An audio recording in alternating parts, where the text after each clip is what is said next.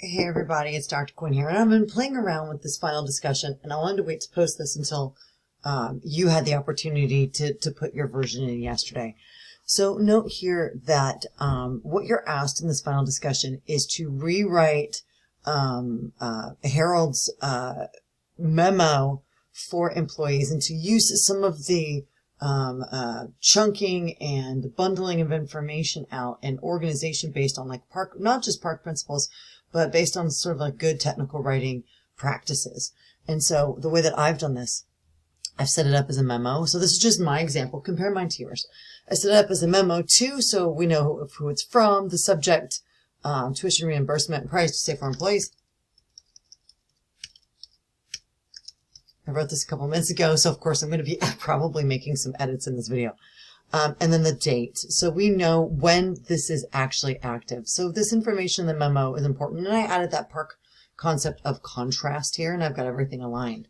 You'll notice that I did chunk information into a couple of different lists. Dear ASACS employees at ASACS can be eligible for tuition remission. Tuition, not remission, that's weird. Reimbursement for some classes. You can apply. Let's change this around and so let's make sure reimbursement is spelled correctly. Yeah. Let's just cut some of that. Employees at ASACS Incorporated, and I think probably wanted to maybe a comma there. Incorporated can be eligible for tuition reimbursement for some classes if you're an employee in good standing, and then there's a definition of what that means, satisfactory or higher on a performance evaluation. You can demonstrate that the class will benefit your work. Little clarification, you can show this by filling out the enclosed justification form. Class has been given at an accredited university, college, or tier college. I just cut out a little bit more of the phrasing in some of this, and that you are a full-time employee.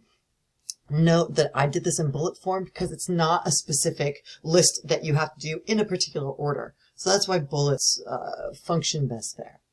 Important notes in the process. I added a little contrast there. So the process is like a sequence. You should apply for the tuition. I like reimbursement, not remission.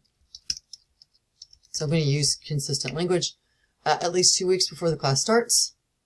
When HR determines the class is fine, you take the class. Once the class is complete, submit these two things, grade and receipt. And it's in a sub list because it's a list of two, and it makes it clear and it makes it pop versus having it on the line. All right, finally, then payroll processes the payment. The payment shows up in your paycheck. Maybe we could make this as part of the steps too. Why don't we just do that? It seems like that's part of the process. Get rid of that.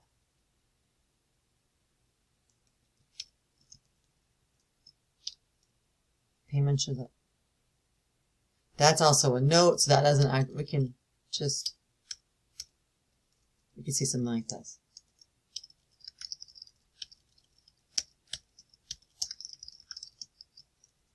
A final note. HR takes approximately 5 business days to give you their decision as to whether or not they approve.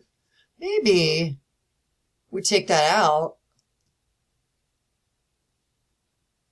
Let me move it up here. That actually doesn't seem like that needs to be down there.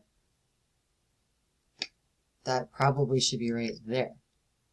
And it's not a final note if it's in this position.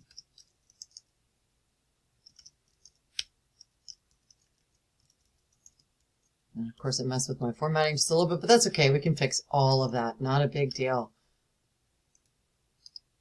So we have 2 lists, how you're eligible and what the process looks like. Of course, we could tinker with this further, but breaking it out in this fashion makes the information more accessible. You don't need prose. Prose explaining like a process in that report to the supervisor is very, or providing like a case study example. That's prose, that's paragraphing.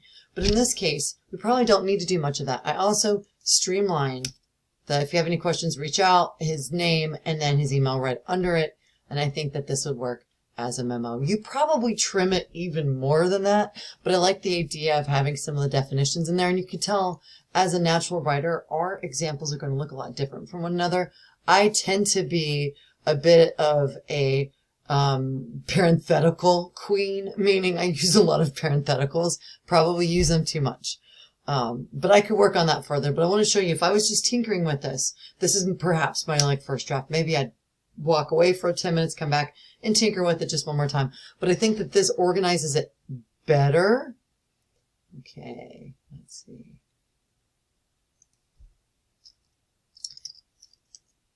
I guess we could add punctuation for consistency at the end of each point and tinker with it a little bit more.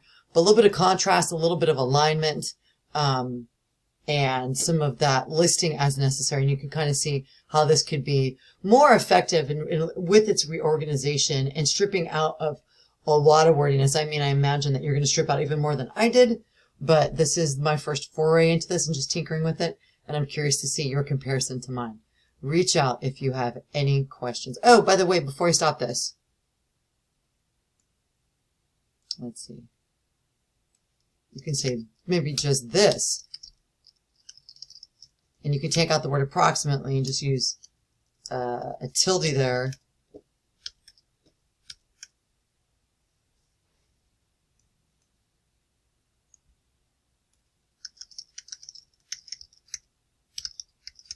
Yeah, I just took a lot of that phrasing out. I just said this takes approximately 5 business days to determine eligibility. A lot of this, I think, can be condensed. I hope this has been helpful. If you have any questions, let me know.